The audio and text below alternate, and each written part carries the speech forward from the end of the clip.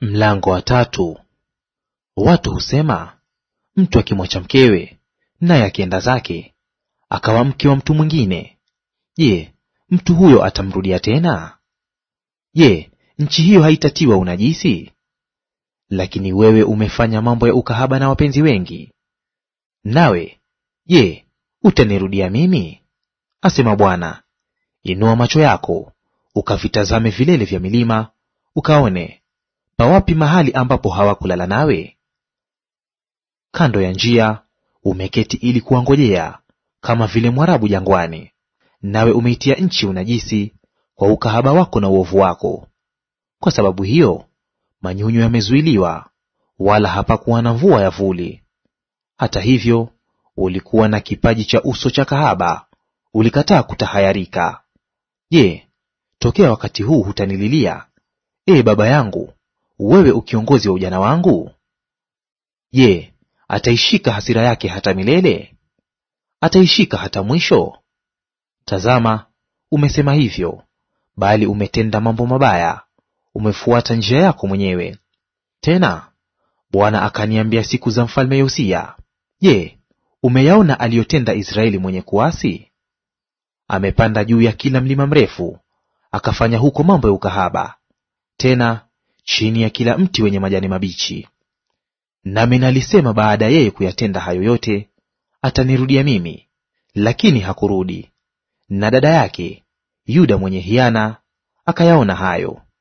Nami nikaona, wakati nilipokuwa nimemwacha Israeli mwenye kuasi, nikampa hati ya talaka kwa sababu hiyo ya kuzini, dada yake Yuda mwenye hiana hakufanya hofu, bali yeye naye akaenda akafanya mambo ya ukahaba.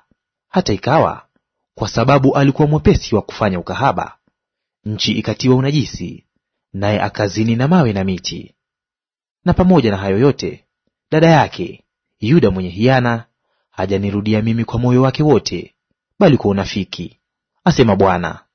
Bwana akaniambia, Israeli mwenye kuasi amejionyesha kuwa mwenye haki kuliko Yuda mwenye hiana. Enenda ukatangaze maneno haya kuelekea upande wa kaskazini, ukaseme, rudi, e Israeli mwenye kuasi, asema Bwana. Sitakutazama kwa hasira, maana mimi ni mwenye rehema, asema Bwana. Sitashika hasira hata milele.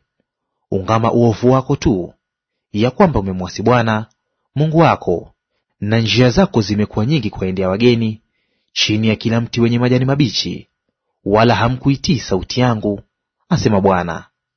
Rudini, enyi watoto wenye kuasi, asema Bwana, maana mimi ni mume wenu. Nami nitatoa mtu mmoja wa mji mmoja na wawili wa jamaa moja, nami nitawaleta hata Sayuni. Nami nitawapa ninyi wachungaji wanipendezao moyo wangu, watakaowalisha kwa maarifa na fahamu. Kisha itakuwa, mtakapoongezeka na kuwa wengi katika nchi hiyo, asema Bwana, siku zile hawatasema tena, sanduku la agano la Bwana, wala halitaingia moyoni, wala hawatalikumbuka, wala hawatalizuru, wala hayatafanyika hayo tena.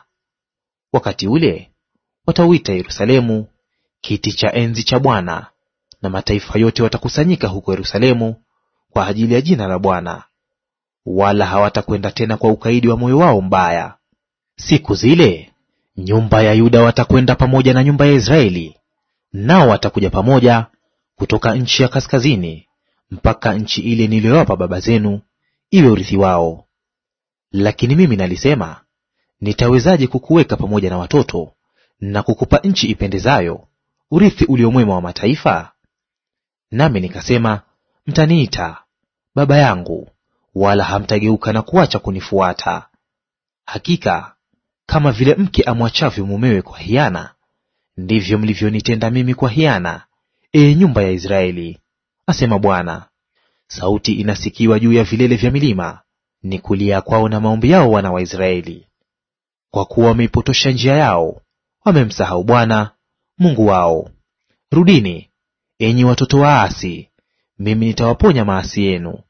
Tazama, tumekuja kwako, maana wewe u Bwana Mungu wetu. Ni kweli, msaada haufai unaotazamiwa kutoka milimani, makutano yenye mshindo juu ya milima.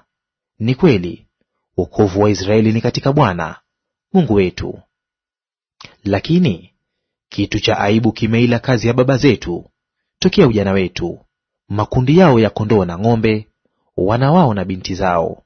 Na tulale kwa aibu yetu, haya yetu na itufunike, kwa maana tumemwasi Bwana Mungu wetu, sisi na baba zetu, tangu ujana wetu hata leo, wala hatukuitii sauti ya Bwana Mungu wetu.